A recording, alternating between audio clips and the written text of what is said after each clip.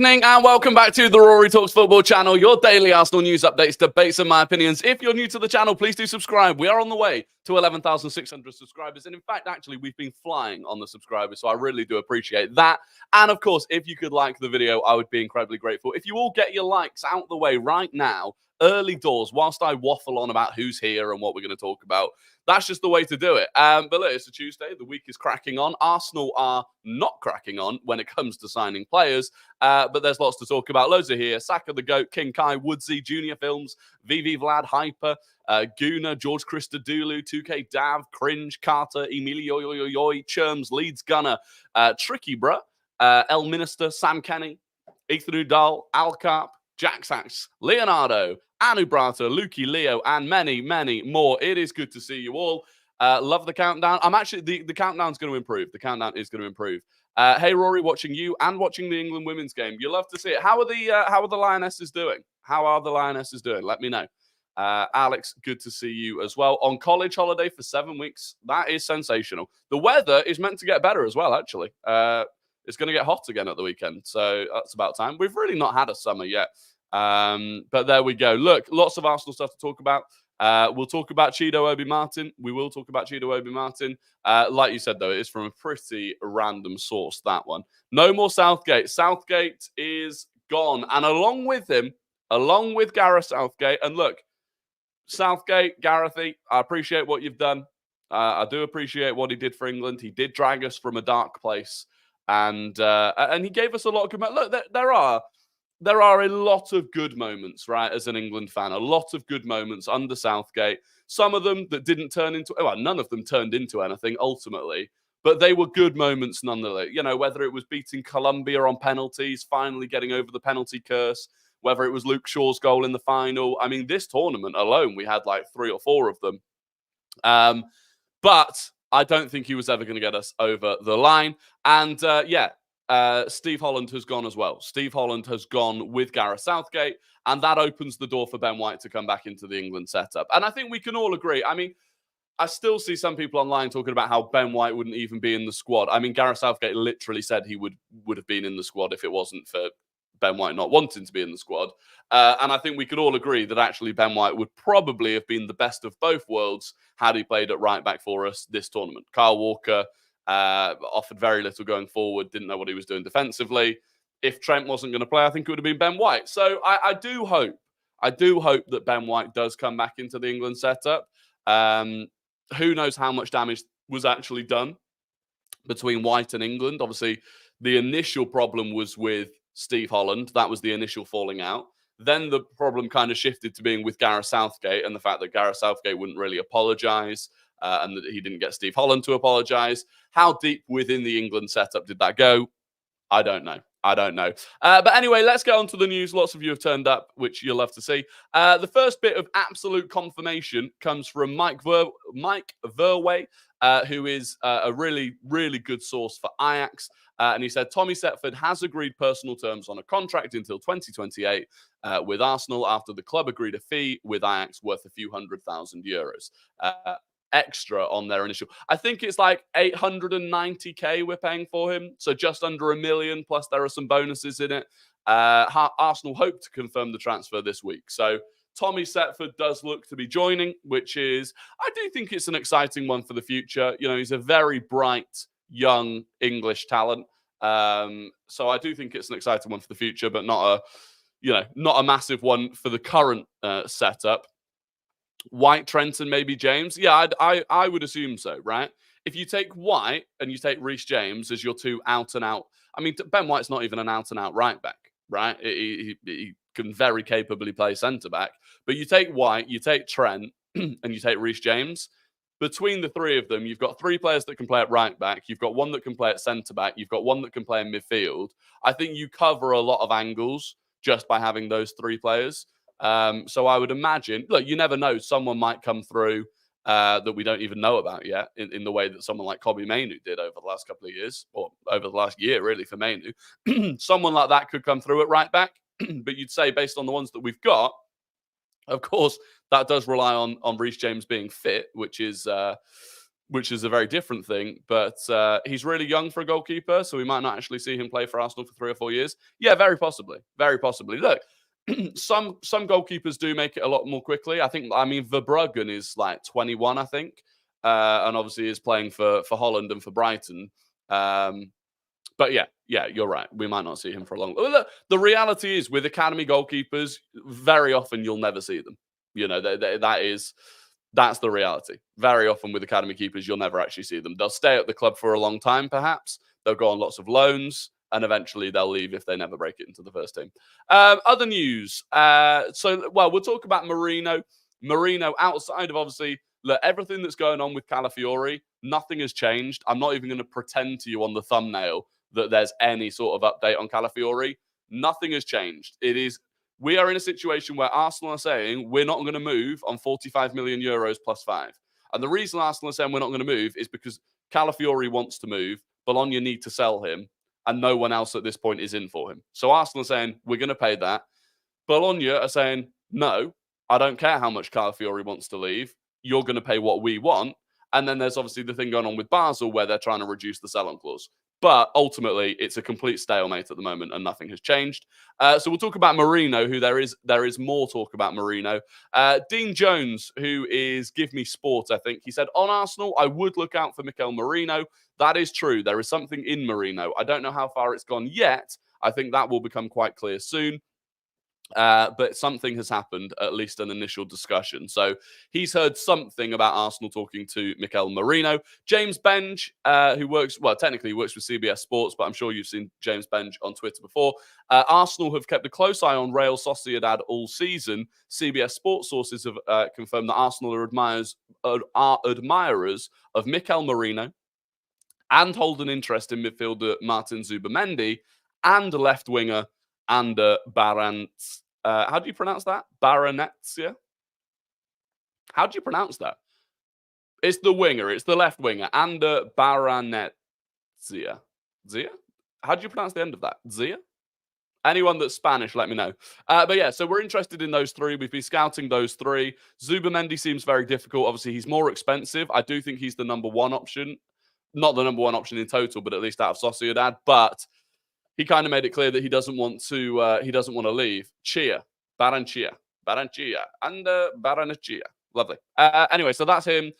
Do you know what? I don't think we've ever looked at this guy, to be honest. We may as well have a gander. We may as well have a gander at the greenery of this guy, actually. Oh yeah. So no, it's this guy. Yeah, this guy. So 22 years old, decent age. Literally left wing or left mid. Right-footed. So again, interesting one. I'm not sure we need a right-footed left winger right now. I think we're more in need of a left-footed right winger. But either way, that looks all right. What do we say? Ooh. Not a lot of greenery to go by. This is average. Doesn't create much at all. His pass accuracy is not great. He's all right at dribbling. Recoveries, gets the ball back a bit. Okay. Mikel Merino, ladies and gentlemen, we want Mikel Merino. Anyway, Mikel Merino hopefully is someone that we are going for. James Benge also said sources close to Arsenal expect a summer where the profile of new recruits is more akin to Jorginho and Leandro Trossard. According to CBS Sports sources, it is a squad deeper in quality that is Arsenal's immediate priority right now. So according to him, in terms of those big star signings, not likely to happen. It's more likely that we're going for more Jorginhos and Trossards. Now, to an extent, I don't mind that. To an extent, I can understand, and I've said it myself, raising the floor of the squad is just as important as raising the ceiling, because it's very difficult to raise the ceiling of the squad. It is very difficult to improve on our best starting 11, and that raising the floor is something that we need to do. Now, I think there's a couple of positions where we do need to raise the ceiling, or at least bring in someone that is as good as what is at his best a world-class player. Thomas Partey at his best is a world-class player. We need to replace him with another world-class player. or at least a very high level player. So I don't think we can afford to just bring in Marino in the midfield. That would, yes, improve. It would improve the bottom of the squad, going from El Neni or Sambi Lokonga to Marino is an improvement at the bottom level. It's not an improvement at the top. And if we lose Thomas Partey, the starting 11 is worse. Our best starting 11 is worse. I would also say the backup to improve the depth at right wing, it has to be a big player. Like, there is no such thing as a Trossard backup for Saka. I just don't think that exists. And so I think you have to go relatively big. Whether that's a Nico Williams or someone else, I think that's a difficult one to do. So, look, there's a couple of cases. I mean, it depends. The thing that I would be looking at, right, instead of bringing in Trossards and Jorginhos necessarily, would be like a Calafiori, where Calafiori's going to come in. I think he probably improves the starting 11, but he certainly improves the entire depth because it means that you're going from Cedric on the bench to potentially Tomiyasu, Timber on the bench. So you can improve the depth of the squad by bringing in top players, and then someone that would have been a starting player ends up on the bench. That still does the same job. So it's a difficult one. It's a difficult one. I think at the very least, I think we need to be in a position with the midfield and the defense whereby we have the versatility and the depth that you can rotate pretty much every game by one player to get through it. So in terms of the defense, right, if you look at 5 defenders, if you exclude Tomiyasu, Kivior, and Zinchenko, and you just look at 5 players, you go White, Saliba, Gabriel, Timber, Calafiori.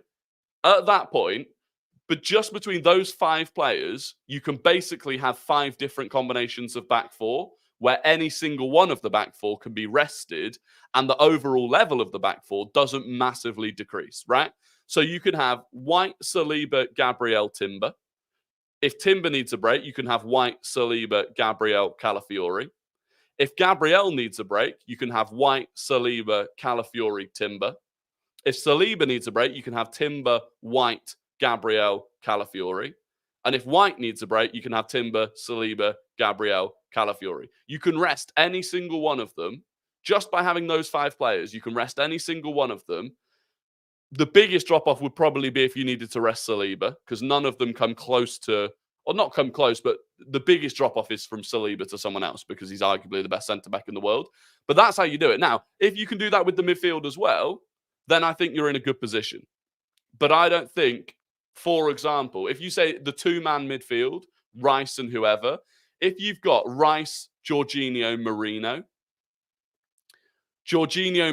as a midfield partnership, I don't think is strong enough. And that's where I would get worried. Who is Rakan on Twitter? No idea. Who is Rakan? Am I meant to know who Rakan is? I don't know. Rakan. I don't know. But it looks like he's a graphic designer to me. I don't know who that is. Still no news on the mystery German player? No news on the mystery German player so far. Can Marino be a backup for Rice, Ødegaard, and be an 8 as well? Well, he is an 8. Marino is an 8 more than a 6, right? Don't forget the like button. Yeah, come on. Over 200 of you here. Let's get to 100 likes. I think Marino is an 8. Typically, in the Real Sociedad team, Zubamendi plays as a 6 and Marino plays as a left 8. So I would be imagining it as when Marino plays, it's Rice as the 6 and Marino as the 8 rather than the other way around. And so the issue would potentially come for me. I mean, you could play the issue I would have, right, is if you're playing Jorginho and Marino, right? So in the scenario where Rice either needs a break or, heaven forbid, Rice is injured, and this is on the assumption that we don't have Thomas Partey, whether that's because Thomas Partey is injured or because he's moved. If the 3 main midfielders we have are Marino, Jorginho, and Rice isn't playing, Rice is not a 6. I mean, Rice is literally a 6. Rice is like, I don't know where this idea that Rice isn't a 6 has come from. Rice has been a 6 for basically his entire senior career. He's a 6 for England, and he was a 6 for the majority of the year at Arsenal. The only reason he stopped being a 6 at Arsenal and moved to the 8 a fair amount of the time was because we didn't have another 8. Like, Rice could end up being our 8 if we find a much better 6. If we find an elite 6, Rice could end up being our 8 because he can do that job very well. This idea that Rice is not a 6, I respect your opinion, Eugene, but it just isn't true. I'm sorry. Rice is a 6. Rice is better going forward. Better going forward than who? This is the thing, though. Better going... yes, in the current Arsenal team, in the current Arsenal squad, of the midfielders of Partey, Rice and Jorginho, Rice is the best going forwards. But if you get a proper 8, we don't have a proper, box-to-box 8. We don't have one. The closest we have is Rice. And so the most balanced midfield that we could come up with, which is what we ended the season with, was having Rice as an 8. But that was more to do with the players that Arsenal had. If we go out and get an elite 8, Rice will be the 6. That's how it will work. Anyway, the issue that I have is that a midfield of Jorginho and of Marino is not mobile enough. That is the issue. The Marino Jorginho is not a mobile midfield. Now, you could strategically pick games in which that would be your midfield if you wanted Rice to have a break. But if Rice got injured and you were relying on Jorginho and Marino, I think you would have a problem. And that is where I think that specific position, we need to bring in someone that is much, much better. Experience makes sense. Oh, yeah, 100%. 100% experience makes sense. But also, we don't have that many inexperienced players anymore, by the way. We have one of the youngest teams in the league. The breakdown of it is really weird if you actually look at it, right? We've got one of the youngest teams in the league, and yet we gave the fewest number of minutes to players under the age of 21, I think, of any team in the Premier League last season. All of our players pretty much are all concentrated in that age range of 22 to 26. So at some point, by the way, when they start aging up, you've then got a big gap of missing young players coming through. So yes, in a way, we need to get experience, but actually the majority of the squad at this point is experienced. Saka's 22, he's experienced. Martinelli's 22, he's experienced. Havertz is still relatively young. Champions League winner. Even Saliba now, in the team of the tournament at an international tournament, has had 2 full seasons competing for the title. We actually have quite an experienced team. The only thing we're lacking is really experienced winners of the Premier League. The England women's game's 0-0. Cool. Keep me updated. Can we please bring in Bruno G? Don't really care who else we get as long as we get him. Well, this is the worrying thing about what James Bench has said, right? In terms of, Bruno G does not fit into the category of Jorginho and Trossard. And the other issue with only bringing in Trossard, Jorginho style players is, okay, so we bring them in. Let's say we sell Nketiah, we sell Reece Nelson, we sell Smith Rowe, and we bring in these more experienced players that are they're not the top level, they're the next level down. You then get into the position where, what do you do next summer then? Because if you've just bought these group of Jorginho, Trossard style players, how do you upgrade? You've got to go and make star signings next summer anyway. Otherwise, you're not going to improve. Can you bring up Wharton's stats? He really impressed me this season. I'll have a very quick look at Wharton's stats. Yeah, I'm actually quite interested to see that. That's a good player to have a look at. As always, look, greenery is not everything. You have to use your eyes. That is fine. In the Palace team, this is absolutely fine. For the role that he does in that Palace team, where there are 4 attacking players ahead of him, that's fine. This is decent. Decent assist. Pass accuracy. Part of that is because he's a really progressive passer and he's trying to break the lines all of the time. So I don't mind that too much. That's decent. He's not really a dribbler of the ball. No problem. Defensively, this is very nice. Yeah, I mean, look, like I said, greenery isn't everything. He's one of those where I really like him. He's also been playing in a Crystal Palace team that plays very differently to the way that we play. Do you think it's weird that Arsenal don't do 5-year deals anymore? Setford is a 4-year deal, apparently, and none of the other extensions in the past 2 years have been longer than 4 years. I don't know. I've not really thought about it. I don't know what the benefit to doing 4 over 5 would be. Yeah, it's a good point. It's a good point because you do see most of the other ones. Okay, people. I'll quickly do Eze because people wanted to see that. It's a good point, though. It is a good point. I don't know why we did because you're right. We do tend to do 4. Well, Ben White was 5. No, I think Ben White was 5 or 4, at least. I mean, that is nice. At least he was 4 with an option, I think. So this is Eze. I mean, this is nice, isn't it? This is nice. Not even his pass accuracy is not even bad. Again, for a player that really likes to try and create things. You know, he's a creator. This is very nice. Down here, even dribbling, we know he's fantastic at. High touches, wins lots of fouls. This doesn't matter. I mean, look, to an extent, if you want to play left 8 for Arsenal, this does matter a little bit. This is really nice. Recoveries, possession 1 in the final third. That's big for us. He's a dual winner. No, it's nice. It's nice. It is nice. I'd love him. I would love him to come in. We want to achieve anything. We want to achieve absolutely anything. We want to achieve absolutely nothing if we just sign squad players like Marino. I hear what you're saying. I do think there's room for at least one big signing this summer. I'll be so mad if we go through this Arteta cycle with 0 trophies with his squad. We're not beating the Pochettino Spurs allegations.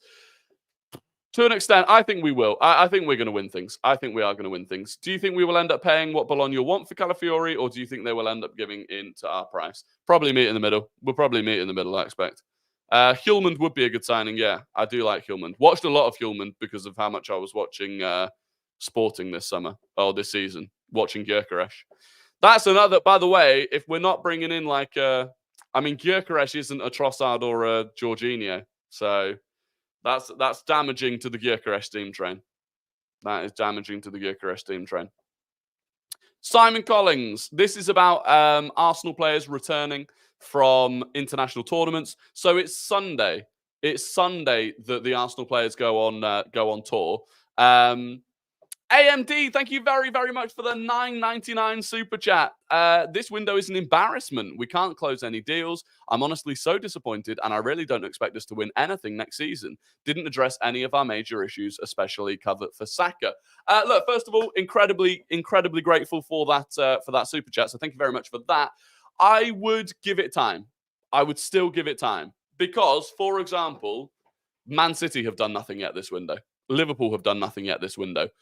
There are teams that are biding their time, and so I'm not ready to call it an embarrassing window yet. Give it time. If we get to the end of the window, and there are too many players that are still here, as in Reece Nelson, Eddie Nketiah, potentially one of the left backs. Like if we bring in Calafiori, we need to sell defenders. If some of those players are still here at the end of the window, I think that is poor. And if we don't bring anyone significant in, and like you said, if we don't address the Saka issue, then I would agree with you. But right now, I think it's a bit premature to be calling it an embarrassment. Personally. What about Purple Panel saying that the deal is done? Purple Panel is a bad source, in my opinion. I didn't even know who Purple Panel was before the start of the summer. I now know who Purple Panel is, and I don't think it's a good source. That's just my opinion. It has got things, one of the things that Purple Panel keeps doing is bringing up previous things from previous years that he got right. Do you ever see David Ornstein bringing things that he got right 2 years ago up to try and prove himself as a good source? They don't do it. If you're a good source, you'll get things right now. That mean you don't have to bring things up from previous years. That's my opinion. Anyway, Simon Collins. Arsenal are expecting players back at different stages of preseason due to their time at Copa America and the Euros. We know that. The next batch of players that are due back are those that went out in the group stages. So that's Jorginho, Zinchenko, Kivior. Obviously, it would have been Kieran Tierney, but he's injured. So those lot are due back next. And it is hoped that they could return before Arsenal fly to the USA on Sunday. So on Sunday is when Arsenal are flying off. So we'll wait and see how that goes. He said after that, Arsenal will welcome back players that were eliminated in the last 16 in the quarterfinals. So that's players like Kai Havertz. The players involved in the final, Aaron Ramsdale, Bukayo Saka, David Raya, and Declan Rice, are not expected back until after the tour to the USA. So we are, unfortunately, if you are in the US and you're going to watch any of those preseason games in the US, unfortunately, you're definitely not going to be seeing Saka, Raya, or Declan Rice, which is a shame, but is completely understandable. I actually saw a thing today. Man City have given like loads of their players an extended holiday. There's loads of Man City players that basically aren't going to come back until the Community Shield. Like even players that went out relatively early in the tournament, like Bernardo Silva, Ruben Dias, loads of them. It's interesting. A lot of their squad is basically not going to have a preseason. Then you throw in the likes of Rodri, Stones, Foden, Walker, Alvarez only just came back. It's interesting. Would you take Marino and Olmo for our midfield? I would, but I still think at that point you're missing the long-term Declan Rice partner. This is my focus is on the long-term, top-level Declan Rice partner. I don't think that's Olmo. I think he's more of an attacking player. I don't think that's Marino. I don't think he's a high enough level. So that still, for me, is the one. That's the key. That's the thing that we need to spend money on. City signed that winger. Yeah, City signed Savio, but they basically already did that in February, I think. So, yeah. Do you think Raya and Ramsdale could come back early as they didn't play at the Euros? It's not about playing, though. It's about the actual holiday time that they're genuinely just allowed. Like, even if they take a 3-week holiday, which is the minimum that they're expected to take, that takes them beyond the tour of the US. So it's more about like the mental and just even just like being with family, pretty much. Is that extended break confidence or arrogance? I think they need a break. I think Man City play so many games. I think it's probably. I don't think they have an option. Realistically, if you're going to take any games in the calendar and say that X, Y, or Z player isn't going to play in that game, it's going to be preseason games. It has to be preseason games. Did you see Morata presenting Raya at Spain Celebration Police? Gave him the respect he deserves. I didn't see that. I did not see that. Players need a break. With family to sort the mental. Yeah, exactly. Long-term partner, João Neves. João Neves is a difficult one because PSG want him. Although PSG are going nowhere near. PSG are going nowhere near João Neves' release clause. Apparently, Man City are still interested in Bruno G, but again, they're going to go nowhere near 100 million, which is what that release clause for him was. So yeah, interesting. Did you see the Gabby Jesus pics from training? He looks to be in a really good shape, leaner than before. I did, yeah. Gabriel Jesus looks good. Look, you can't judge a player based off still images, but he does look good. He does look to be in good shape. On to Smith Rowe, the bids for Smith Rowe. Arsenal are braced for fresh bids for Emil Smith Rowe. This is coming from Simon Collins again. Arsenal are braced for fresh bids for Smith Rowe.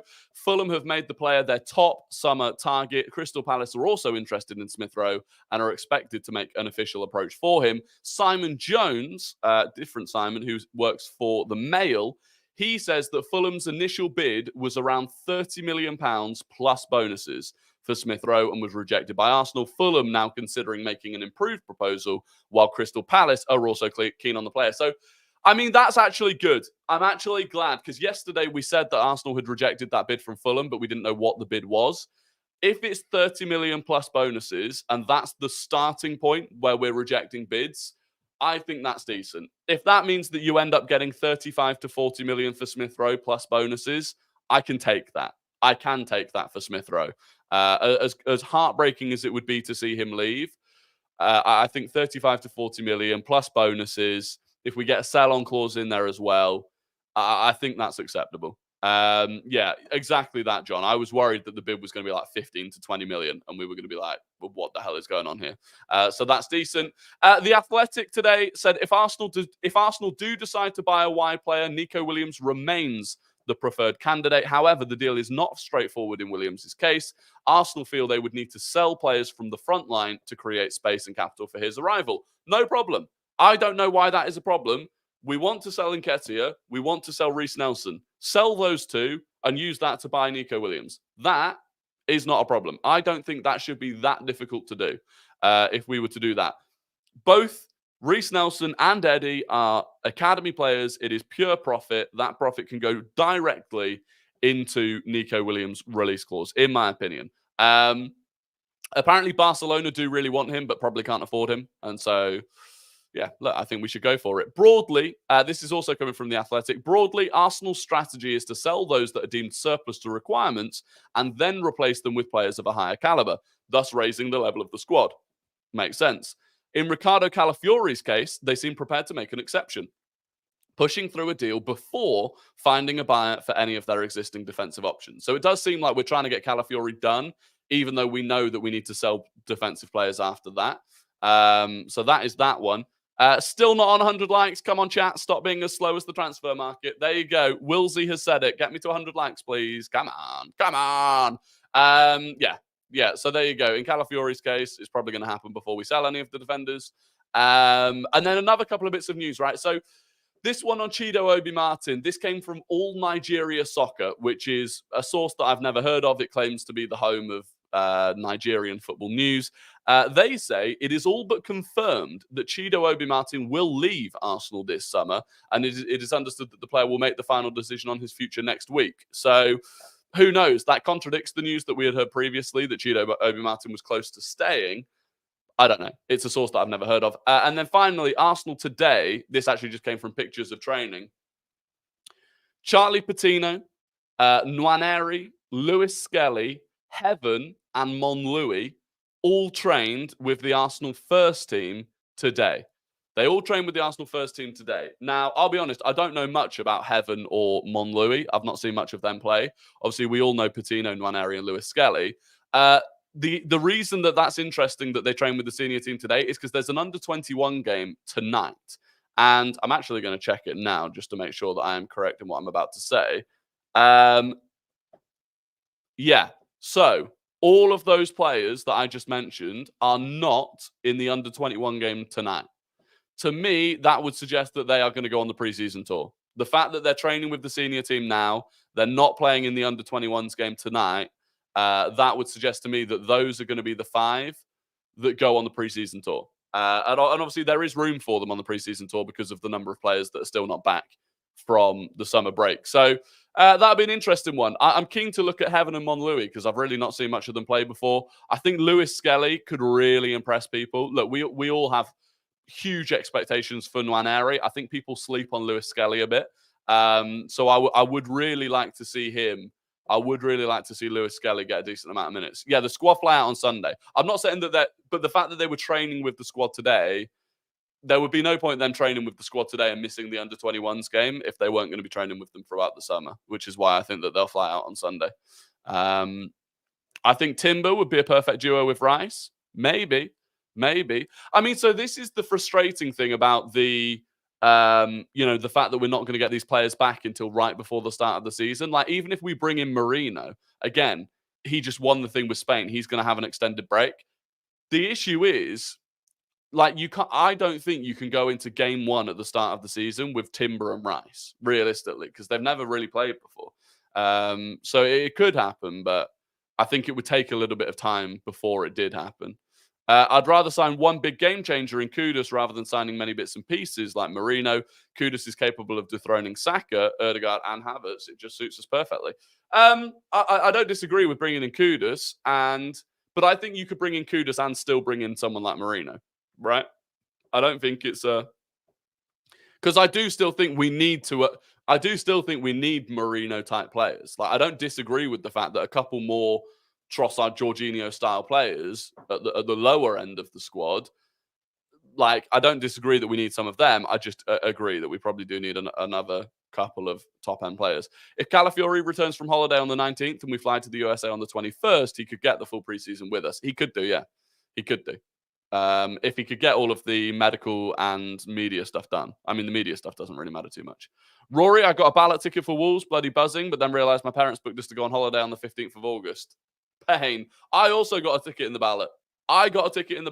Absolutely sensational news. Yeah, buzzing. Got a ticket in the ballot, so I will be there. I mean, I'd have been there anyway, but now it means that I can actually I have a ticket and I don't need to fight my way through the bloody ticket exchange to get the ticket for this one. Xavi Simons chickened out of the Prem teams. Yeah, apparently he might be going to Bayern. Bayern are interested in him again. Bayern want Xavi Simons. They want Desiree Doué. Who else was it they want? They want fucking Bayern want everyone. I thought the Calafiori deal fell through. No, the Calafiori deal hasn't fallen through at all. Calafiori is almost certainly going to get done. There's just a little bit of a stalemate right now. Many Arsenal fans hating that we're not signing new players yet and seem likely to move youngsters up to the senior team, but they were hating on Arteta for not using the youth players more often. You're not wrong. You are not wrong. You are not wrong. There is a group that will massively criticize Arteta for not using young players, but then will want to block all of the young players' pathway to the first team by signing players. That is a fair point. That is a fair point. Marino cannot be our only midfield signing. The window is a maximum of a 6 out of 10 if we only end up with Marino in midfield. I agree. I do agree. Do you think our value of Eddie being 50 million seems more realistic now that we're looking to get 35 million for Smith Rowe? No. No. In my opinion, Smith Rowe is worth more than Eddie Nketiah. I would expect to sell Smith Rowe for more than Eddie Nketiah. I think Smith Rowe has a far higher ceiling. I think Smith Rowe's career has been hampered more by injury, where Nketiah's career, he's hit a ceiling at Arsenal that he can't break through. So I would, for me, if you sell Smith Rowe for 35, I would look at Nketiah being 25 to 30 max, in my opinion. But there we go. Maybe I'm wrong. I don't know. Maybe I'm wrong. Anyway, it is time for Guess the Gooner, the game where I give you 5 clues about an ex or current Arsenal player, and you have to guess who that player is in the chat. First person to get it right wins the immense pride and respect of the Rory Talks Football community. So get your fingers on your keyboards because we're starting now. Clue number 1, this player scored 2 goals in 68 games for Arsenal. Clue number 1, this player scored 2 goals in 68 games for Arsenal. Clue number 2, they are a 4 times Premier League winner. Clue number 2, they are a 4 times Premier League winner. Clue number 3, they played at this year's Euros.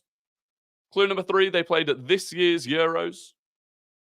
Clue number 4, they made their Premier League debut in 2017. Clue number 4, they made their Premier League debut in 2017. And clue number 5, they joined Arsenal from Manchester City. Clue number 5, they joined Arsenal from Manchester City. There we go. Right, whilst I'm doing this VAR check, I'm going to need you to like the video. I'm sorry, but if you're one of the 230-odd people here that hasn't liked the video, I'm going to need you to like it whilst I do this VAR check. Thank you very much. We need to get to 100 likes. Simple as that. And I do appreciate it, because the streams have been flying recently. Anyway, enough waffle, boy. Enough waffle. The winner is... No, is that the winner? That's the point. You donkey.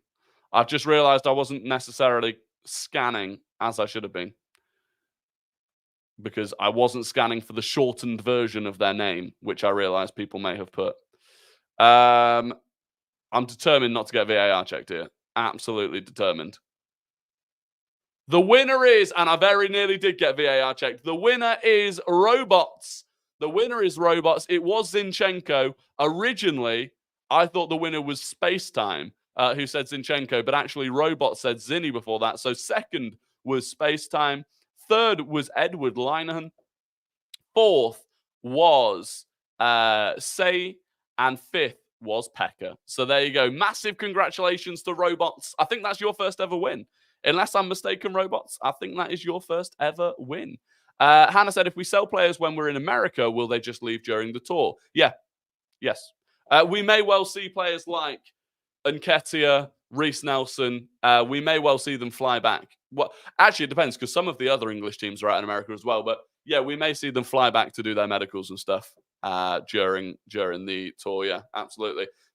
VAR, goal given. Absolutely sensational. It is now time for Guess the Non-Gooner. I'm going to give you the entire career path of a player who does not and has not played for Arsenal. You have to guess who that player is in the chat. First person to get it right wins the immense pride and respect of the Rory Talks Football community, but not as much respect as Robots currently has.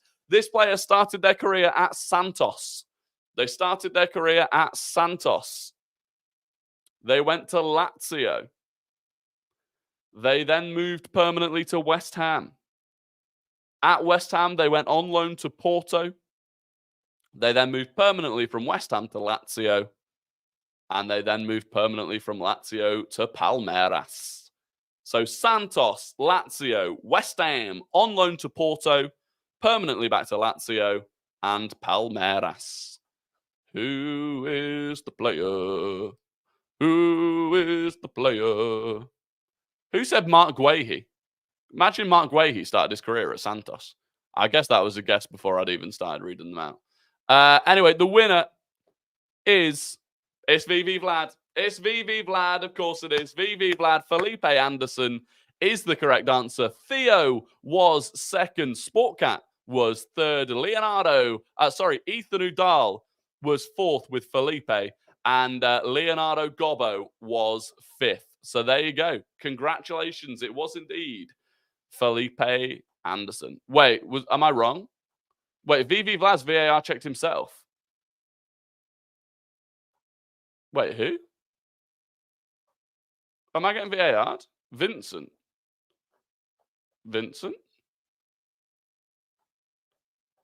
Where did Vincent say it?